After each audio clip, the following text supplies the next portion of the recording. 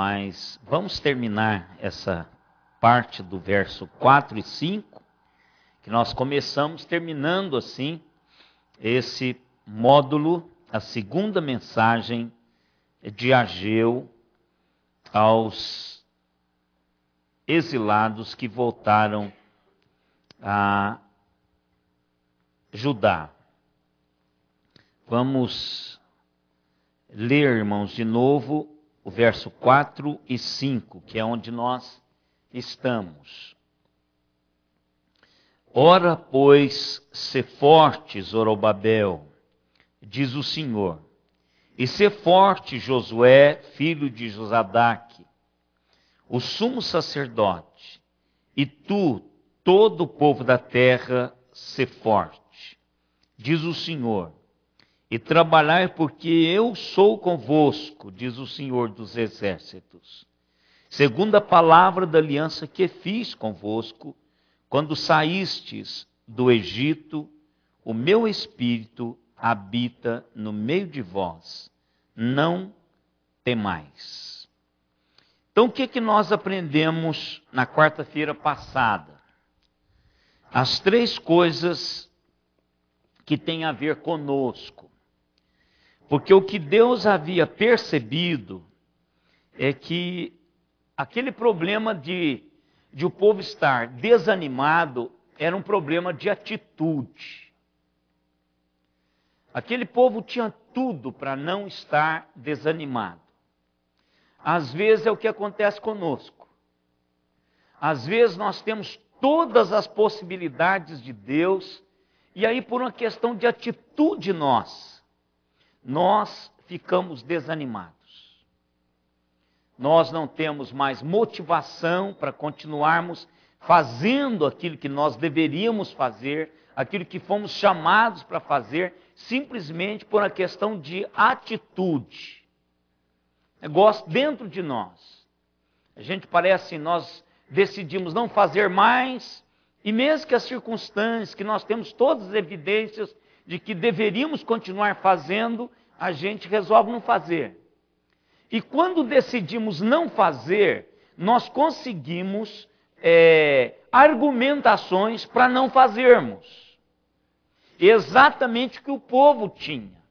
Eles tinham decidido não fazer, desanimado por lembranças do passado, que aquilo que eles estavam fazendo agora não era tão majestoso quanto que existia antes, e as festas, e todas aquelas realidades que eles conseguiram ajuntar para que eles não pudessem fazer o que eles deveriam fazer.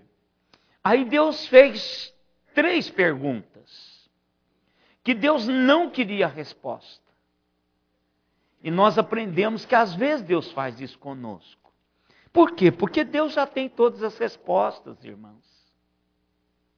Ele não precisa da minha e da sua resposta, porque Ele sabe qual será a minha e a sua resposta, porque Ele nos conhece totalmente, absolutamente. Então Deus não queria nenhuma resposta desse povo, porque Deus sabia o que estava no coração desse povo. Então o que Deus começou a fazer? Se o problema era uma questão interior, Deus começou a trabalhar de dentro para fora. E a primeira coisa que Deus faz é dizer qual a responsabilidade desse povo. Eram 2 coisas que eles deveriam fazer e uma que eles não deveriam fazer, mas tinha a ver com eles. Quais eram estas coisas? A primeira coisa, ser forte. Ou seja, põe esse homem interior para ficar de pé. Irmãos, como nós conversamos quarta-feira passada, como nós temos essa inclinação com facilidade de o nosso homem interior cair, desanimar. Um método gostoso é falar com o seu interior. Com quem é que nós aprendemos isso, irmãos? Hein?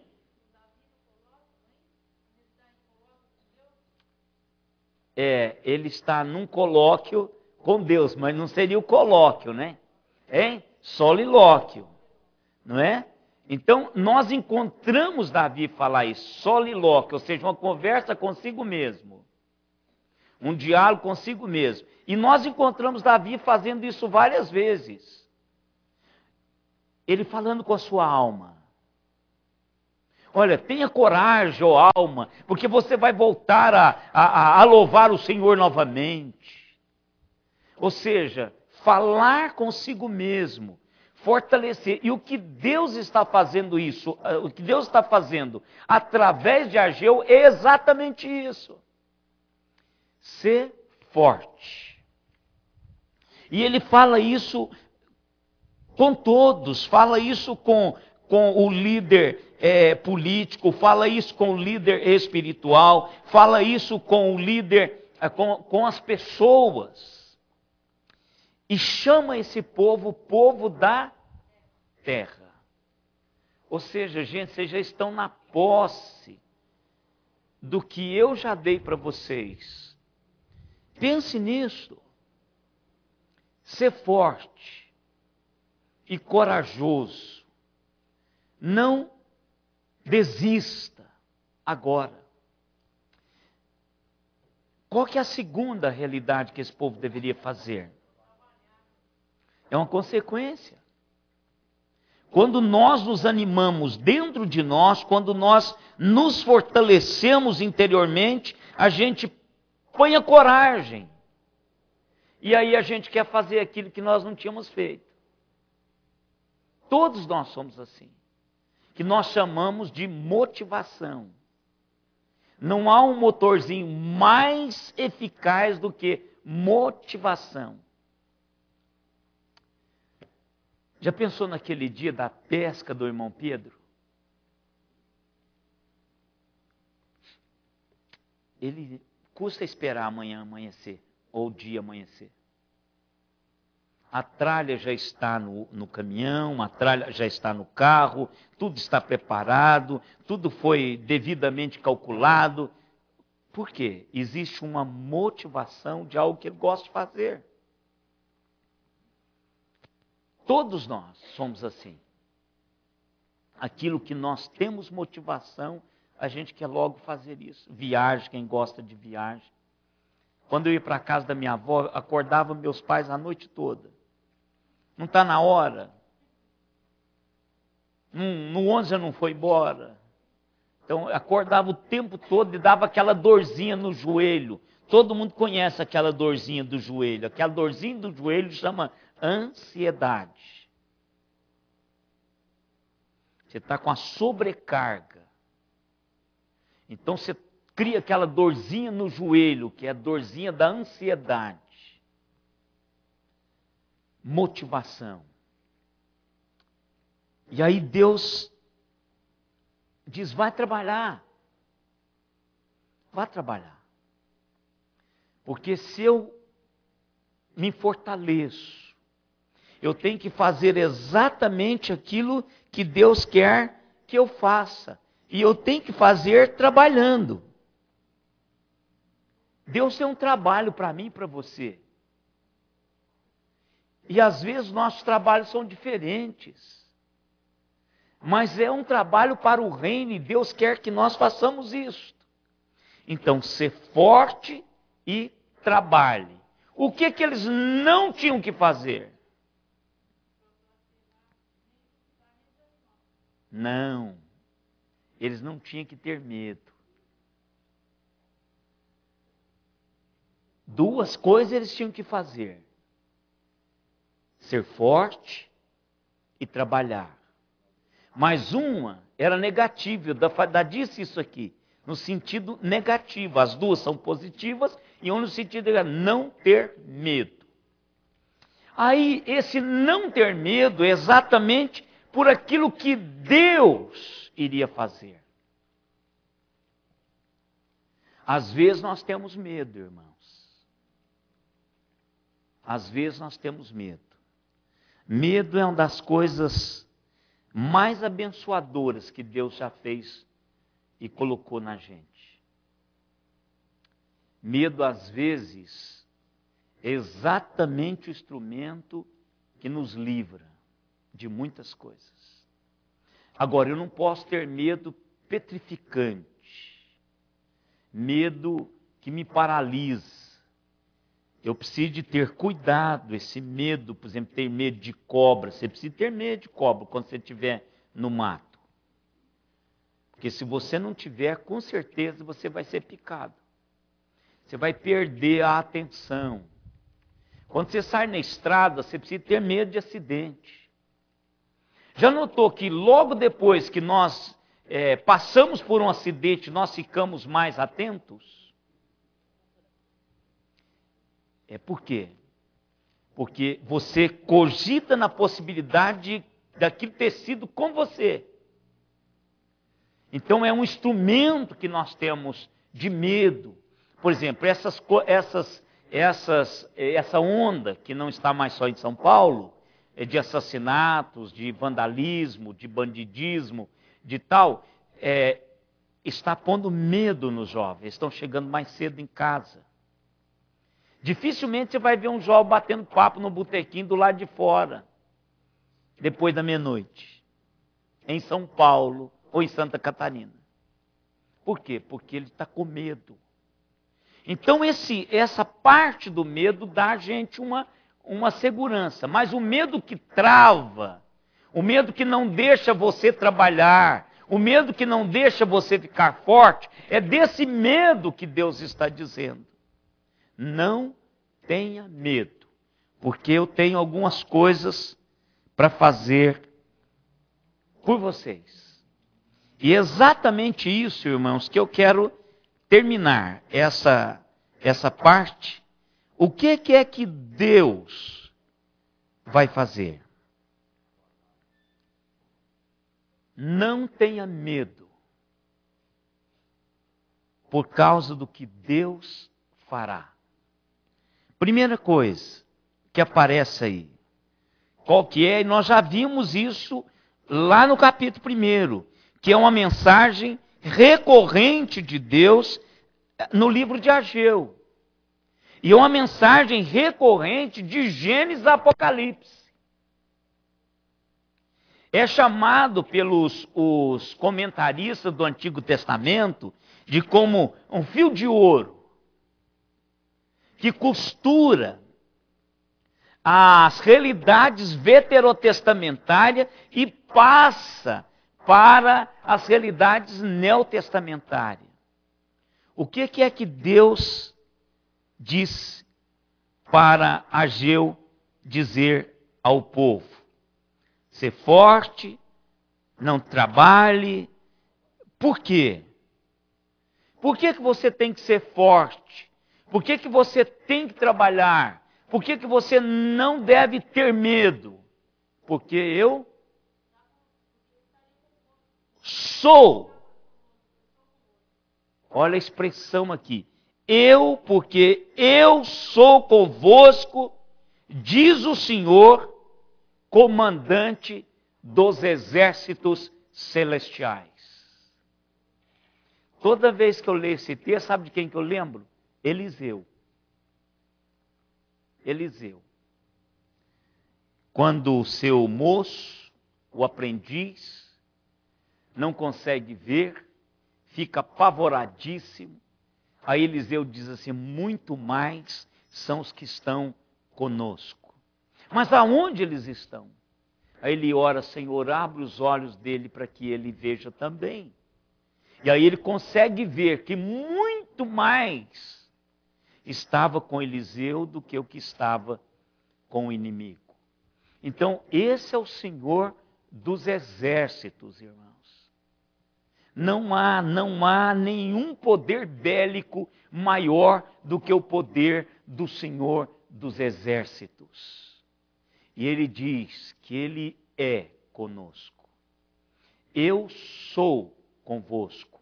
E eu já disse aqui para os irmãos que a construção verbal no hebraico é como você mistura o fermento na massa. Ou seja, aonde eu estiver, em essência também vai estar o Deus dos exércitos. Por isso que ele diz, eu sou convosco. É tão envolvido comigo que Deus está, que aonde eu estou, Ele está, porque Ele vai estar em todos os lugares. Mas Ele vai estar aonde eu estiver de uma maneira especial. E quem diz isto é o Senhor dos exércitos. Não é dos exércitos dos Estados Unidos, não é dos exércitos brasileiros, é dos exércitos celestiais. Poderosíssimos. E quando nós estudamos sobre os anjos, demos uma palhinha sobre os anjos. Que lá foi muito superficial sobre os anjos.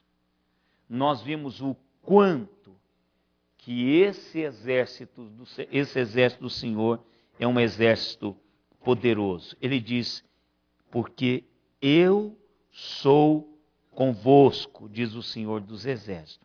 Qual é essa linha, irmãos, então, que Deus está colocando? Aonde aparece de novo?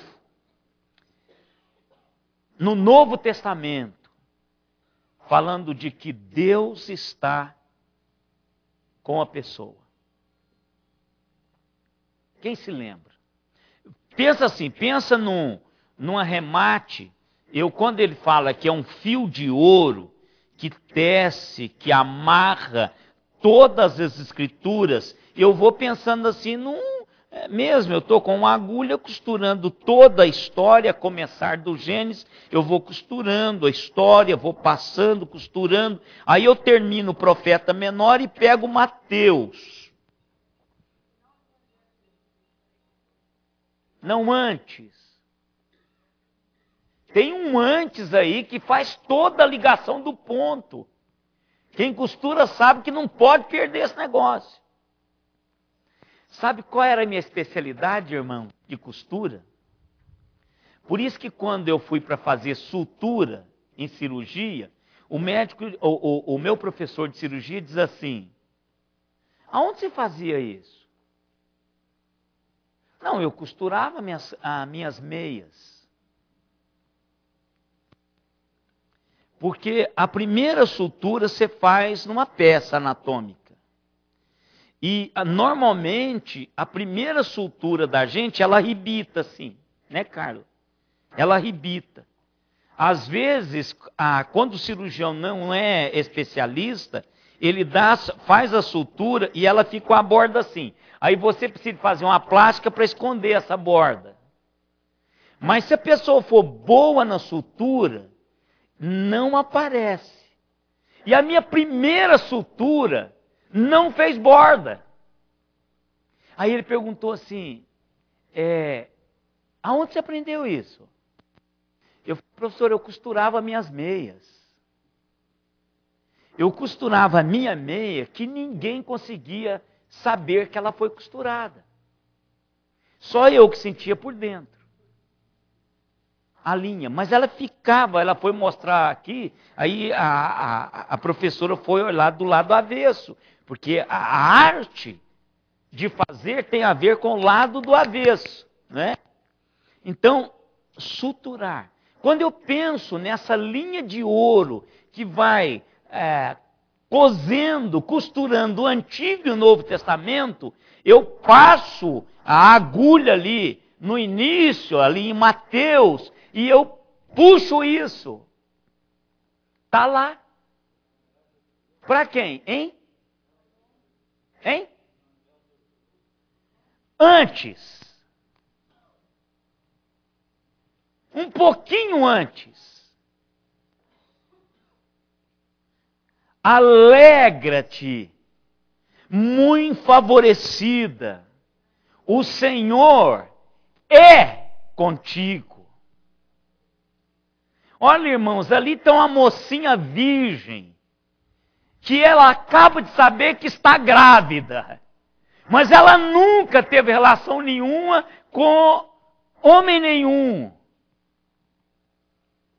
E aquilo era um negócio horrível para o contexto que ela vivia. Porque ela poderia pensar, o que meus pais vão pensar?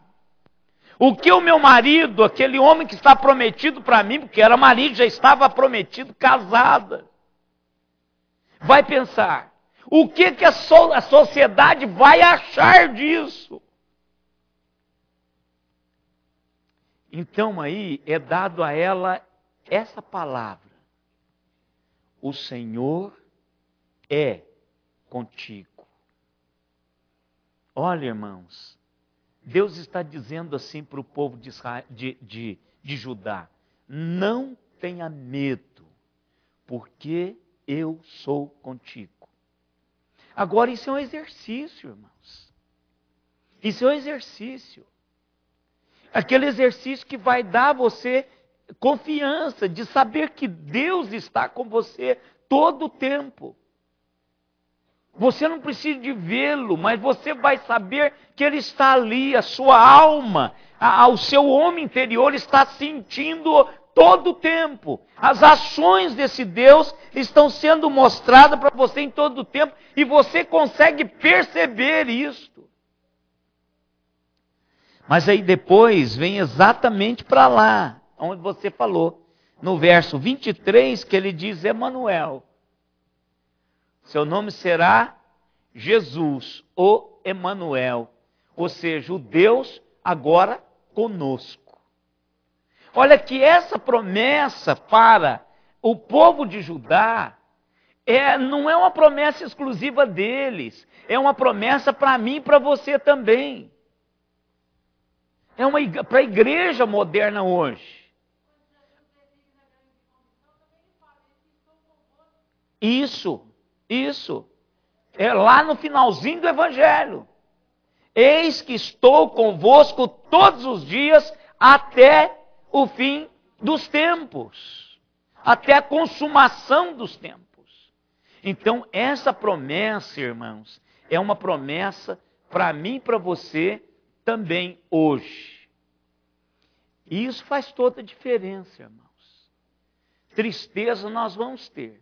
Pode ter certeza disso. Pode ter certeza. Isso é uma coisa que você não tem como fugir.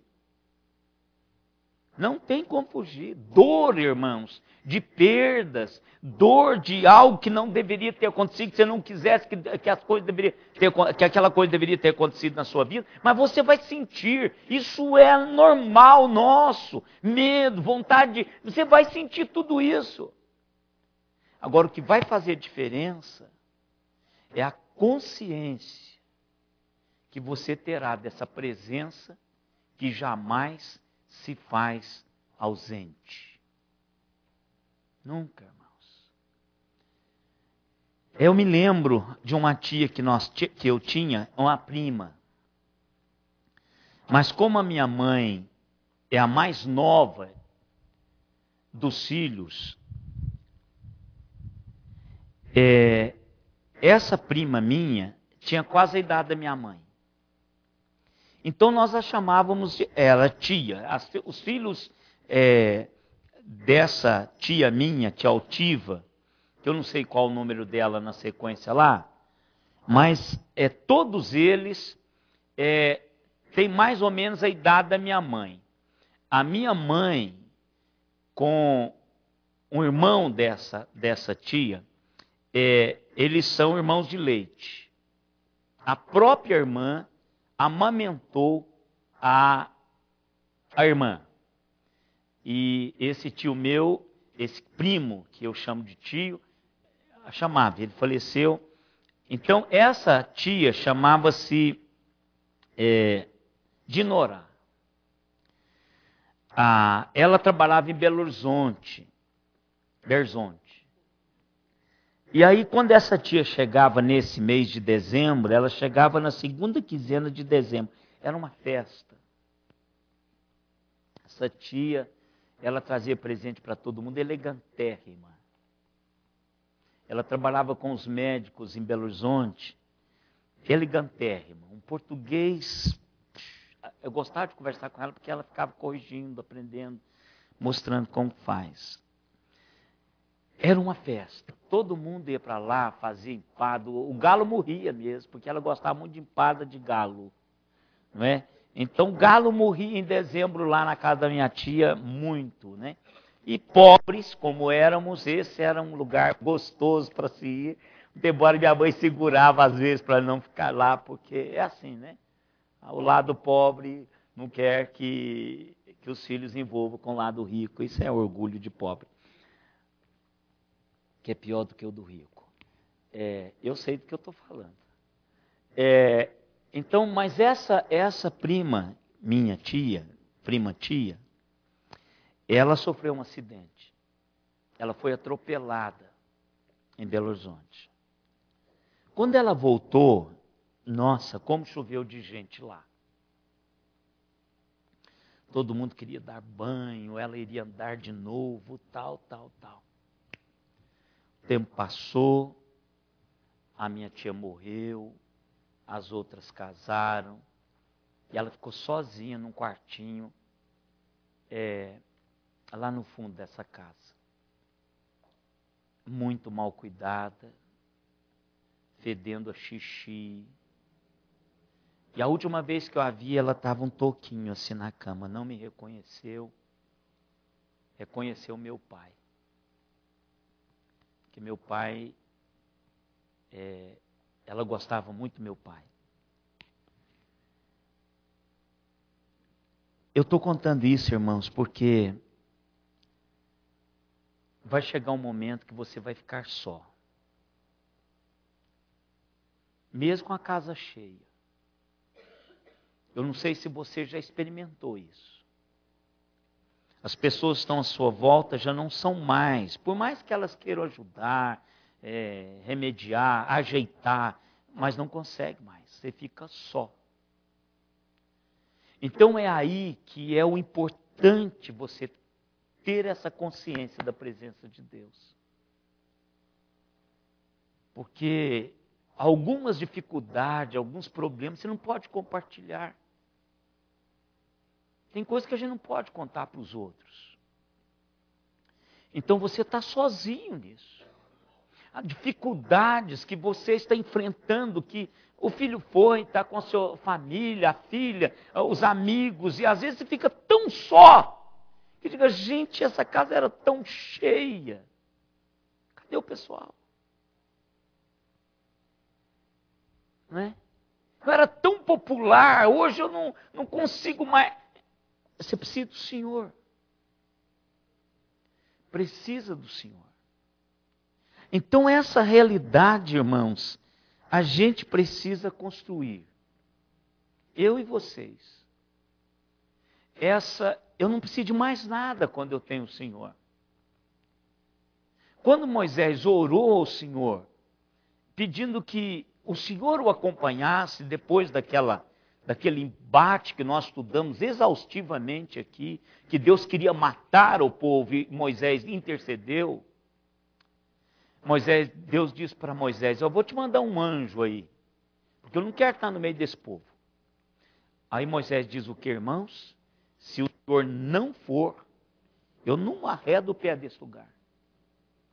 Ou seja, Moisés sabia o seguinte, que ele sem Deus, irmãos, ele estava no mato sem cachorro.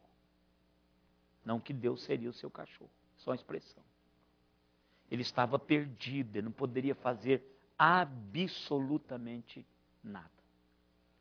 Então, ser forte, corajoso, faça o seu trabalho, não tenha medo de fazê-lo, porque eu vou estar com você. Gente, como isso é legal. Às vezes a gente tem medo, eu fico pensando, o que está confortando o coração do pastor Zedilson? Essa presença. Agora o teste do pastor Zedilson não são os 25 anos de ministério dele. O teste agora é saber que grau da presença de Deus ele consegue sentir. Porque a Marli vai lá na sexta e na segunda. Só. Não tem mais visita. São 10 minutos. 10 minutos. ele fica o resto sozinho com Deus.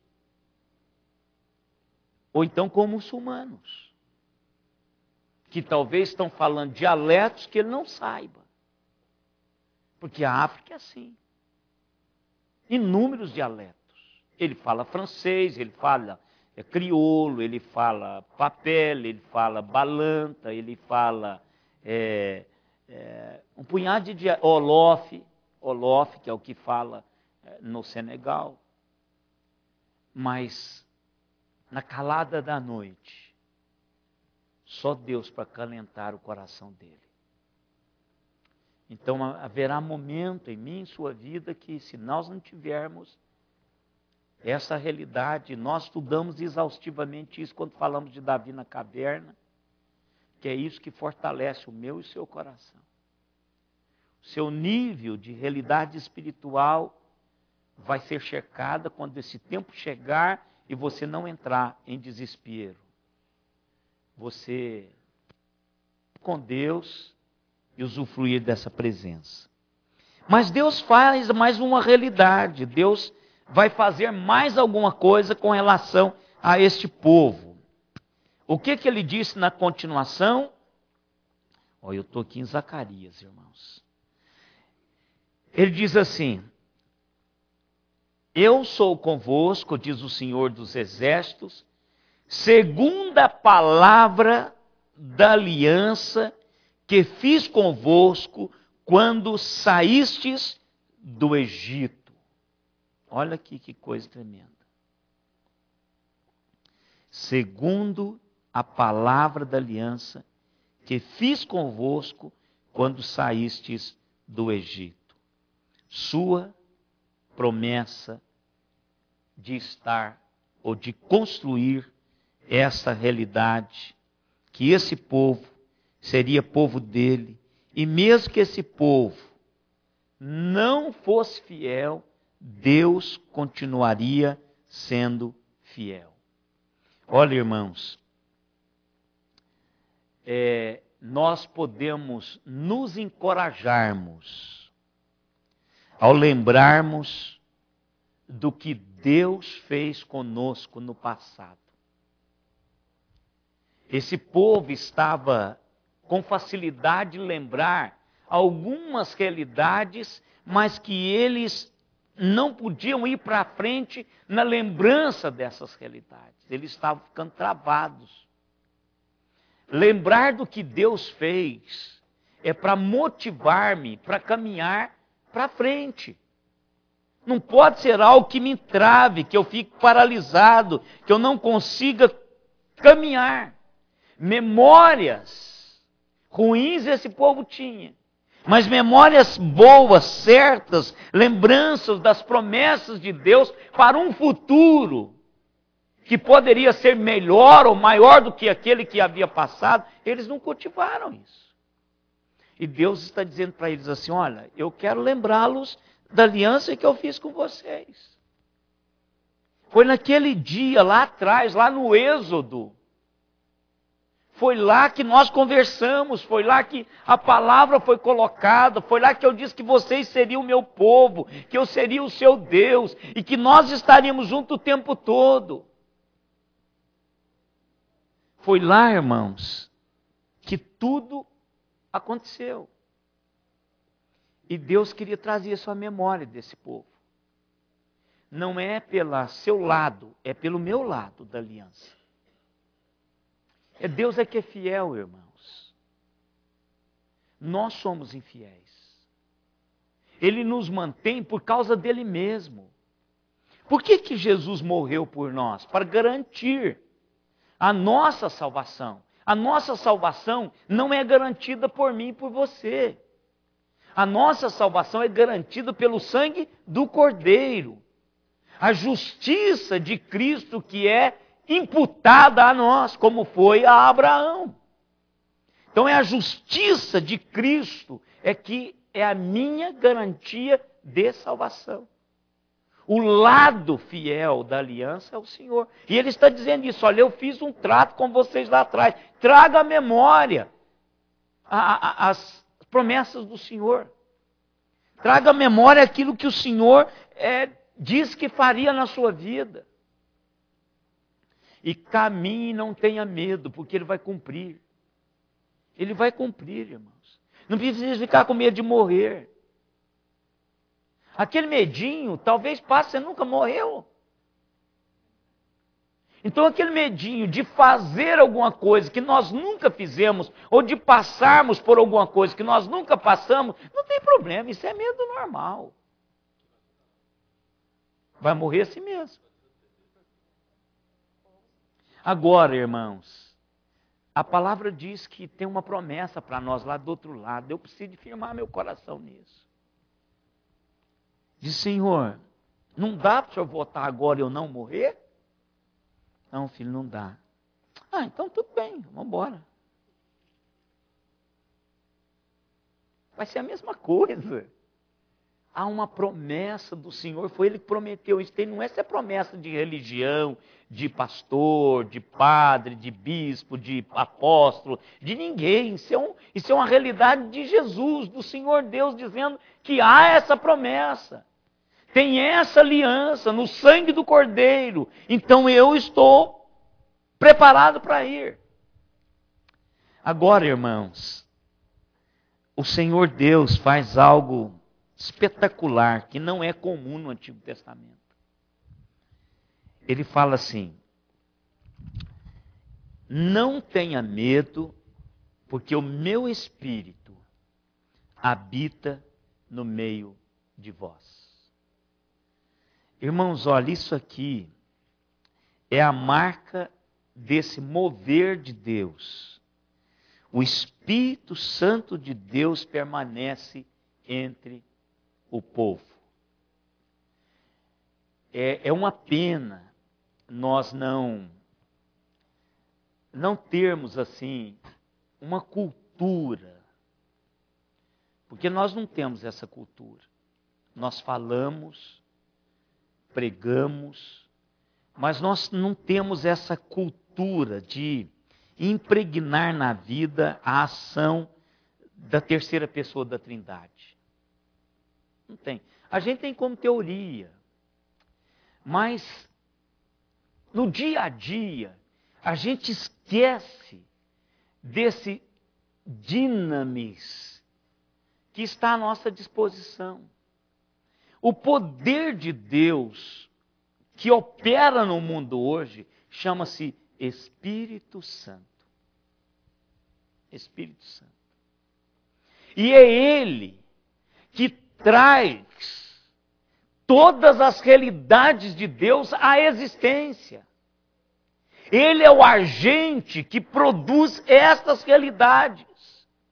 E o que é interessante, irmãos, é que estes exilados tiveram manifestações claras do poder do Espírito Santo na vida deles e confirmada através da palavra do profeta ou dos profetas destas ações de Deus através do seu Espírito. Por exemplo, vamos lá em Esdras 5:1. Esdras, capítulo 5, verso 1.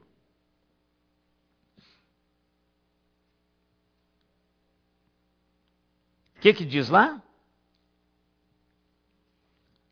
Esdras, Neemias, né, irmãos? Lá não é profeta menor, né? É história, né?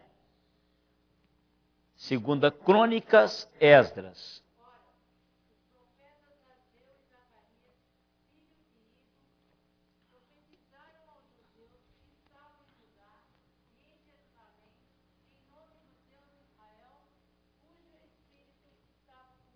E aí está.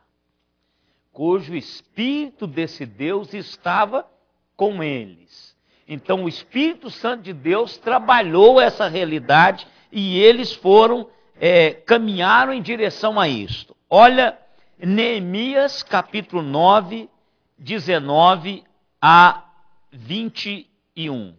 Deixa eu ler esse texto, porque para o que os irmãos eu estou esquecendo que os irmãos não conseguem acompanhar, os irmãos da internet. Neemias 9, 19 a 21. Olha aqui. Todavia tu, pela multidão das tuas misericórdias, não os deixaste no deserto, a coluna de nuvem nunca se apartou deles de dia, para os guiar pelo caminho, nem a coluna de fogo de noite, para lhes alumiar o caminho por onde haviam de ir. E lhes concedeste, olha aqui, o teu bom espírito para os ensinar. Não lhes negaste para a boca o teu maná e a água que lhe deste na sua sede. Ou seja, o Espírito Santo de Deus, no mesmo molde do Novo Testamento, na promessa de Jesus lá em João 14, que viria para ensinar-nos, o Espírito Santo de Deus fora dado a este povo lá no passado, para que este povo pudesse usufruir desse ensinamento direto do Espírito Santo de Deus. Irmãos, é disso que eu estou falando. Está à nossa disposição, irmãos, o mestre dos mestres, aquele que conhece todas as nossas debilidades no aprendizado. Mas o texto diz que ele vai nos ensinar a compreender o mover de Deus, vai ensinar-nos a saber para onde ir, o direcionamento de Deus. Então nós não precisamos ter medo. Não precisamos ter medo de um futuro, porque esse futuro, Deus vai estar conosco lá. Ele tem promessas para esse futuro. E não vamos ter medo de um futuro, que nós temos um guia. Esse bom Espírito de Deus vai estar conosco. O texto diz que Ele vai estar conosco. A Bíblia diz, o Senhor Jesus diz que o Espírito Santo de Deus estaria em nós e entre nós, para guiar-nos, para ensinar-nos, para falar-nos, para direcionar-nos. Olha o que diz Esdras 1:5 e Ageu 1:15. Olha lá, Esdras, deixa eu ir de novo.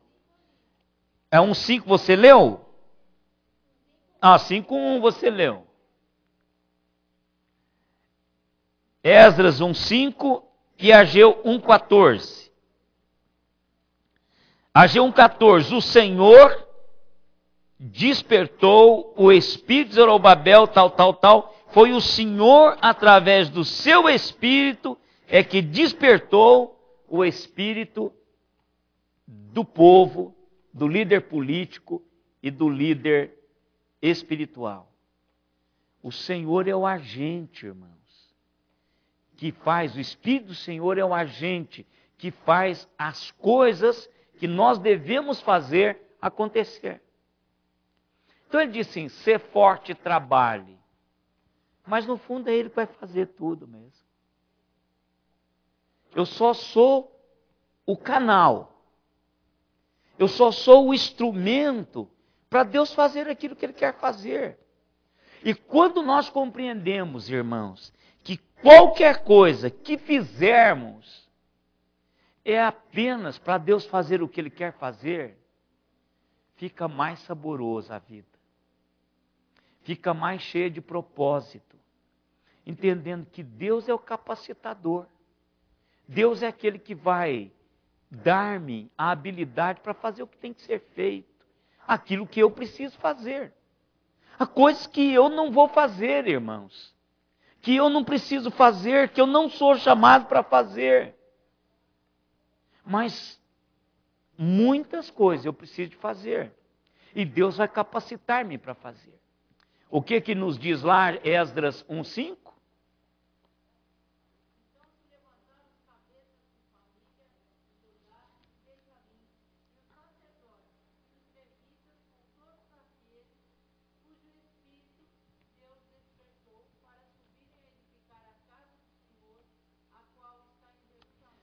Olha, irmãos, precisavam entender o seguinte: até aqueles que foram, foi o Espírito Santo que moveu. Até a gente aprender isso, irmãos, a gente sofre. Por exemplo, você olha o grupo de oração, você fala assim, por que a igreja não está toda aqui? Não vai ser todo mundo. Não vai, isso é privilégio de poucos. É quem o Espírito Santo mover é que vai fazer alguma coisa lá. Quem o Espírito Santo mover fica dormindo. Pelo amor de Deus, fica lá. Não vem arrastado para... Não existe isso, irmãos. Deus está dizendo para as pessoas, vocês vieram para cá, foi o meu Espírito Santo que fez isso. E um texto que eu gosto de Zacarias, irmãos, 4:6, aquele famoso nosso. Não por força, nem por poder, mas pelo meu Espírito, diz quem? O Deus dos exércitos, o Senhor dos exércitos. Olha, irmãos, que coisa fantástica. Mas eu quero dizer uma coisa para... 4:6. Não faça isso, minha irmã. Não teste a cabeça do velhinho, senão...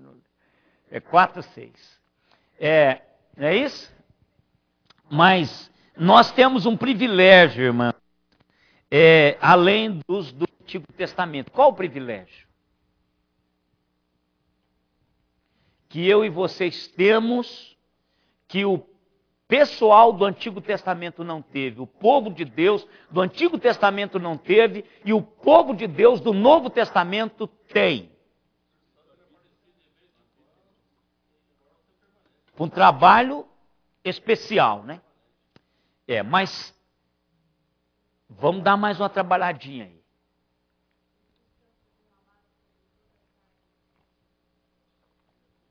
Vamos trabalhar mais. Então começou aqui. Vamos pensar lá no Antigo Testamento. O Senhor disse, lá nesse texto que nós lemos, que o Espírito Santo estaria entre eles.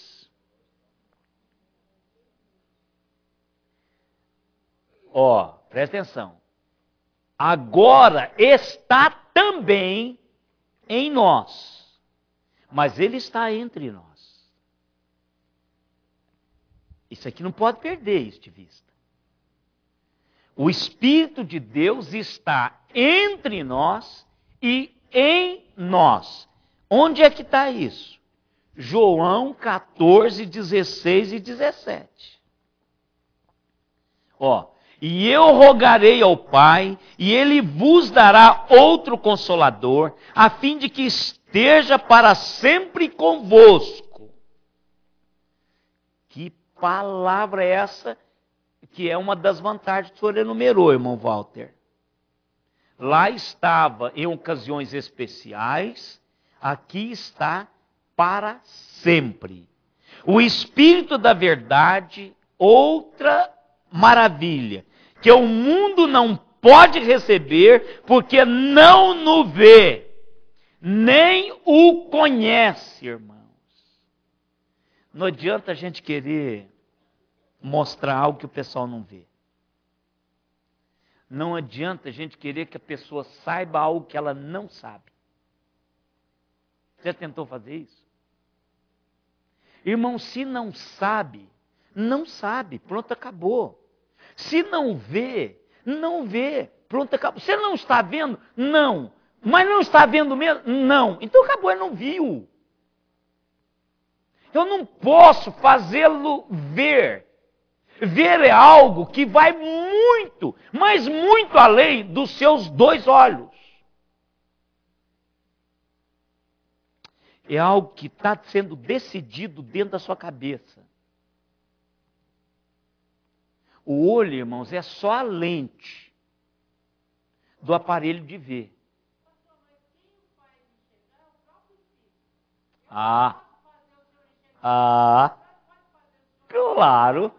Claro. Não. A partir do momento que Jesus decidiu sobre a vida dele em mim. É o contrário. Não é sou eu. É o contrário. O mundo não o vê e nem o conhece, porque ele não se mostrou e ele não se deixou conhecer. Então esse é o meu e o seu privilégio. Irmãos, nós somos o que conhecemos a Jesus, que sabemos da ação do Espírito, que ouvimos aquela voz profunda e única falando comigo, que Deus é o meu Pai e eu posso chamá-lo de Paizinho. E não tem ninguém que tire isso do meu coração. Esse é o maior de todos os privilégios da vida. De conhecer e ver. Por exemplo, Deus age, eu digo, Senhor, muito obrigado, o Senhor fez isso. Pronto. Resolvi ali. Deus está agindo na vida das pessoas, elas não percebem isso. Elas não falam muito obrigado, porque elas não conhecem e não veem. Elas não conseguem ver. Elas não conseguem conhecer. Não conhecem, irmãos. Você não tem, por mais que se ensine, não tem. É o Espírito Santo que gera essa realidade. Mas vem aqui. Vós o conheceis. Por quê? Ele habita convosco e estará em vós. Olha, ele não só é comigo, mas está em mim. Ele não só está no meio do povo, mas ele habita cada um que compõe a este povo. Coragem, irmãos, força, não temor, vem de saber que Deus é conosco, que Deus é por nós, que Deus está entre nós e que Deus habita em nós. Esta verdade deveria nos ajudar a não vermos dificuldades naquilo que Deus quer que façamos. Deveríamos regaçar as mangas, trabalhar e não ter do que temer. E eu quero terminar, irmãos, dizendo 4 realidades práticas. Eu chamei esse terminar desse modo, pondo em prática. Primeiro, deixa ir o seu passado. Seja ele bom ou ruim. Se você não o deixar ir, você não poderá perceber as promessas que Deus tem para você no futuro. Comece a perceber o que Deus está fazendo hoje. O que Deus quer que você faça hoje. É dito que se ainda estivermos falando sobre o que fizemos ontem, é porque não fizemos muito hoje. Se nós só contamos, porque ontem, é porque você não está fazendo o suficiente hoje. A bênção do Senhor hoje, motivado-nos, porque Ele foi conosco ontem e será conosco hoje. O que foi feito ontem foi feito. Mas há algo que Deus quer fazer hoje e quer fazer amanhã. Segundo, olhe para cima. Olhe para o alto. Isaías diz no capítulo 43, 19 o seguinte: eis que faço coisa nova, que está saindo agora do forno, na linguagem de hoje. Você não consegue perceber? Ontem, irmãos, é história. Amanhã é um mistério. Hoje é uma dádiva. Por isso que nós chamamos de presente. Deus está fazendo coisa nova hoje. Hoje. Está saindo do forno agora. Então eu preciso de saborear isto. A Simone faz um biscoitinho, que eu já falei esse biscoitinho, eu vou pedir para próximo café que ela fizer, a Irma de vez em quando fila esse biscoitinho lá em casa. Eu acho que ela fareja isso aí, a chega está assando. Ela passa lá. Você já comeu umas 2 vezes. Eu falo para a Simone, se ela gosta desse biscoitinho de qualquer maneira. A senhora também comeu já, né, irmã Nadir? Que é biscoitinho de queijo. Eu falo para ela, Simone, eu gosto desse biscoitinho no dia que faz. No outro dia eu como, mas não é o meu forte. Pão de queijo eu já gosto amanhecido. Não gosto na hora que faz. Né? Nariz é igual, gosto é igual nariz, cada um tem um. Né? E olha lá, né? Então, as coisas de Deus que Ele fabrica agora, como são gostosas. Você saber que Deus está fazendo isso novo. Então, Deus está fazendo coisas novas hoje, irmãos. Vamos se nos alegrar do que Ele fez ontem. Vamos até cantar, nós temos o hino, eu gosto de cantar o hino. Ao Deus de Abraão, não é isso? Eu gosto de cantar aquele hino. Para lembrar-me que Ele fez lá, mas Ele continua. Deus é o mesmo Deus. Nós não temos Abraão, mas nós podemos tentar chegar lá. Então a gente vai caminhar. Terceiro, mexa-se. Não podemos trazer a história de volta, mas podemos trazer as realidades de Deus de volta. Estes dias, irmãos, são dias de glória do Senhor nas nossas vidas. Eu todos os dias agradeço a Deus por esse tempo no qual eu estou vivendo. Com Cristo no centro, motivando-nos e impulsionando-nos para não temermos. Estes podem ser os bons dias hoje, os bons tempos hoje. E alguém já disse que logo, logo eles vão ser bons e velhos tempos. Porque alguns dias desses aí, ele já vai ser passado. Então hoje é que precisa ser fantástico. E Deus tem nos dado a bênção de experimentá-lo hoje. Porque esse dia bom de hoje, amanhã será bons e velhos tempos. Logo, logo. O tempo passa muito rápido e nós vamos fazer isto. Então, hoje é o dia. Hoje é o dia. Não deixe para depois o que você tem que fazer hoje. Mexa-se, fortaleça, ser forte, corajoso, não desista, porque Deus será contigo até o término desta obra. Palavra de Davi para Salomão. Não desanime, porque Deus é contigo. E que Deus esteja produzindo em nós, aos irmãos da internet, a todos nós,